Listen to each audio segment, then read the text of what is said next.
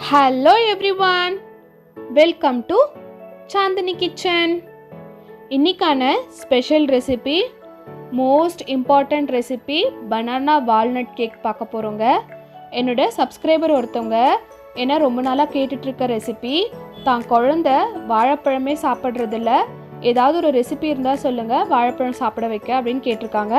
So அவங்களுக்காக இந்த recipe. இது குழந்தைக்கு பண்ணுறதுனால இதில் நான் மைதாவோ சர்க்கரையோ சேர்க்காமல் பண்ணியிருக்கேங்க. முழுக்க முழுக்க கோதுமை மாவு வச்சியும் நாட்டு சர்க்கரை பயன்படுத்தியும் ஹெல்த்தி வெர்ஷனில் இந்த கேக் பண்ணியிருக்கேன். நீங்களும் உங்கள் வீட்டில் இருக்கவங்களுக்கு இதே மாதிரி செஞ்சு கொடுத்து அசத்துங்க. சரி, இது எப்படி பண்ணுறதுன்னு இப்போ வீடியோக்குள்ளே போய் பார்க்கலாம். இதுக்கு ஃபஸ்ட்டு ஒரு பவுல் எடுத்துக்கலாம். இங்கே நான் பச்சை வாழைப்பழம் எடுத்திருக்கேங்க.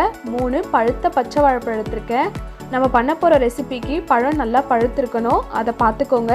நீங்கள் பச்சை வாழைப்பழம் தான் பண்ணணும்னு அவசியம் இல்லை, நீங்கள் எந்த பழம் வேணாலும் எடுத்துக்கலாம். பச்சை வாழைப்பழத்தில் நேச்சுராகவே ஸ்வீட்னஸ் அதிகமாக இருக்குங்க, அதனால் இங்கே இந்த பழம் எடுத்திருக்கேன்.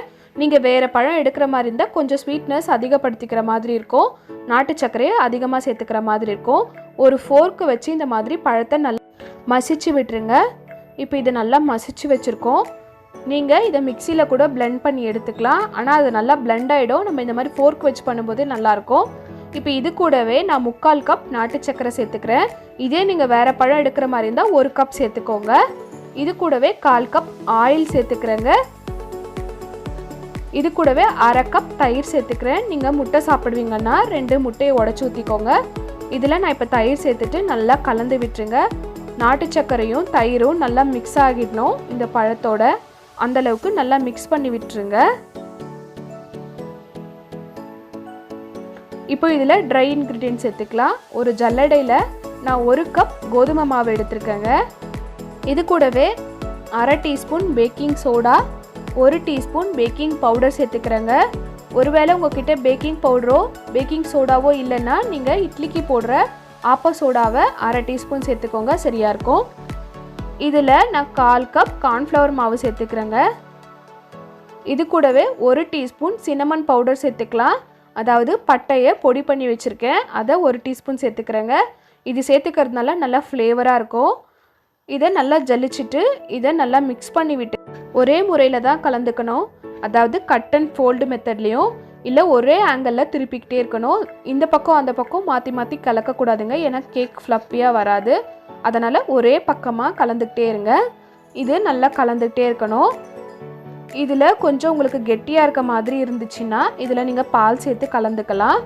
எனக்கு கொஞ்சம் கெட்டியாக இருக்க மாதிரி இருக்குது, அதனால் நான் கொஞ்சமாக பால் சேர்த்துட்டு கலந்துக்கிறேன். ஒருவேளை உங்களுக்கு சரியாக இருந்துச்சுன்னா நீங்கள் அப்படியே சேர்த்துக்கலாம். இது பழத்தை பொறுத்து மாறுங்க, அதனால் நீங்கள் பார்த்துட்டு சேர்த்துக்கணும். இதில் இப்போ நான் வால்நட் சேர்த்துக்கிறேங்க. 1/4 கப் உடைச்ச வால்நட்டை இதில் சேர்த்துருக்கேன். இப்போ இங்கே நான் ட்ரேயில் கொஞ்சமாக ஆயில் தடவிட்டு கோதுமை மாவை டஸ்ட் பண்ணி வச்சுருக்கேங்க. அதில் நம்ம கலந்து வச்சுருக்க மாவை இந்த மாதிரி சேர்த்துருங்க. இதை எல்லா பக்கமும் சரியாக பண்ணி வச்சுட்டு இதை டபுள் டேப் பண்ணிக்க போகிறோம். இந்த மாதிரி டபுள் டேப் பண்ணுறதுனால உள்ளே இருக்க ஏரெல்லாம் ரிலீஸ் ஆகி நல்லா கேக் ஃப்ளஃபியாக பொங்கி வரும், அதனால் இதை பண்ணிக்கணும். இப்போ இதுக்கு மேலே கொஞ்சமாக வால்நட்டை சேர்த்துக்கிறேங்க. உங்கள் விருப்பம், நீங்கள் எதை வேணாலும் சேர்த்துக்கலாம். நீங்கள் பாதாம் சேர்த்துக்கலாம், எது வேணாலும் சேர்த்துக்கலாங்க. உங்கள் குழந்தைங்க என்ன விரும்பி சாப்பிடுவாங்களோ அதை நீங்கள் சேர்த்துக்கோங்க. இப்போ இதை நம்ம பேக் பண்ணிக்க போகிறோம்.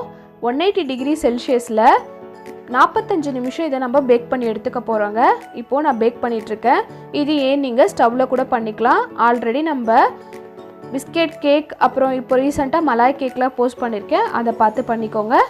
இப்போது 45 நிமிஷம் ஆயிடுச்சு. இதை கம்ப்ளீட்டாக ஆற விட்டதுக்கு அப்புறம் தாங்க இதை ரிமூவ் பண்ணணும்.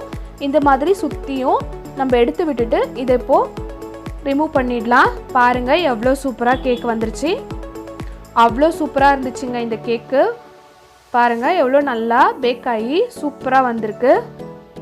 இப்போது இதை உங்களுக்கு பிடிச்ச மாதிரி நீங்கள் கட் பண்ணிக்கலாம்.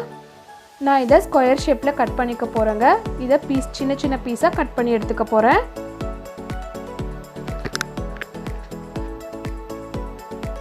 இந்த பக்கம் ஒரு வாட்டி கட் பண்ணி விட்டுடலாம்.